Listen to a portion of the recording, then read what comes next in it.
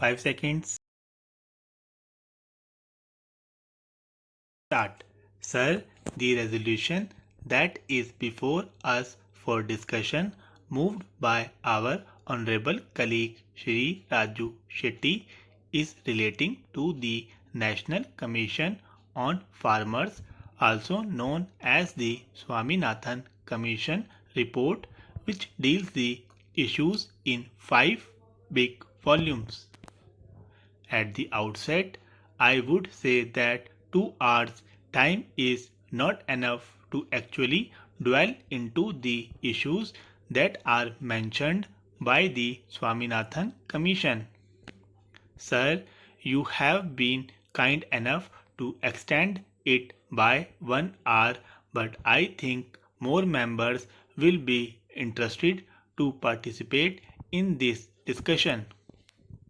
But I would say, as the customary practice is, let us complete 1 hour and then the sense of the house can be taken. I had made some initial remarks on 1st August 2014, and after that there was a demand from the members present in the house, and that is why it was postponed. Again today, practically after 4 months, I am now on my legs to participate in this discussion.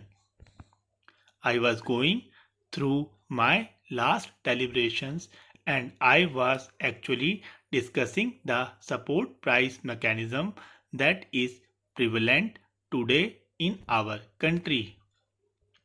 Do we not know that the cost of production is invariably higher than the minimum support price because of ever increasing prices of inputs? That is one of the major reasons of increasing indebtedness of farmers in rural areas. Indebtedness of people living in rural areas is increasing many folds. Indebtedness of farmers is also increasing in a greater way because the minimum support price that is being provided to the farmers is not commensurate with the expenditure on inputs that farmers incur to produce their agricultural products.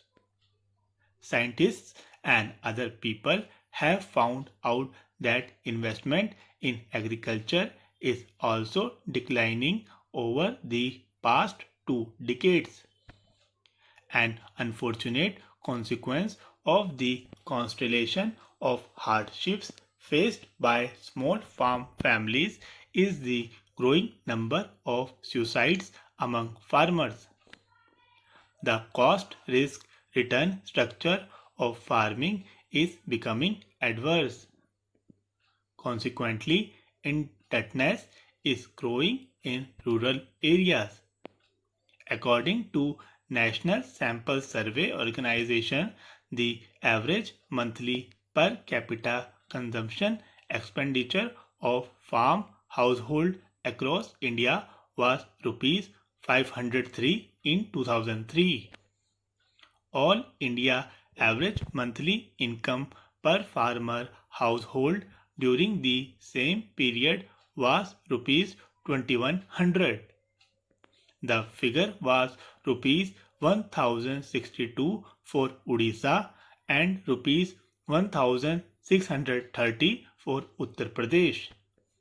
Therefore, I would urge the government that there is a need for policy reform in agriculture which is very much overdue, and the government should look into this aspect of the earliest. Such policy reform should be pro small farmers, pro women, and pro landless agriculture labor. If we do not attend to the problems of small farm and landless labor families with a sense of urgency and commitment, the Indian enigma, as it is being said, of the coexistence of enormous technological capability and entrepreneurship on one hand and extensive undernutrition, poverty, and deprivation on the other will not only persist but will lead to social disruption and violence and increasing human insecurity. To understand this issue, I would like to delve on this point a little further. One side, the agriculture university is there, technology has been brought in, and a large number of scientists are engaged in agriculture. But on the other side, impoverishment of farmers is so large that their children are undernourished. They do not earn that much of income to make their families survive. If this is the situation in our society, then social friction is bound to happen and violence is bound to occur. To mitigate that, there is a need to have a course correction. There is a need to have a new policy on agriculture. The basic recommendation of Dr. Swaminathan's 5-volume report is increase farm productivity and profitability in perpetuity without associate ecological harm. This one line itself summarizes the total report of 5 volumes. There is a need to increase productivity. There is also a need to increase profitability. It is not that it should only happen for 1 year or 2 years, it should continue. There should be a system that profitability and productivity increase for perpetuity without associated environmental ecological harm.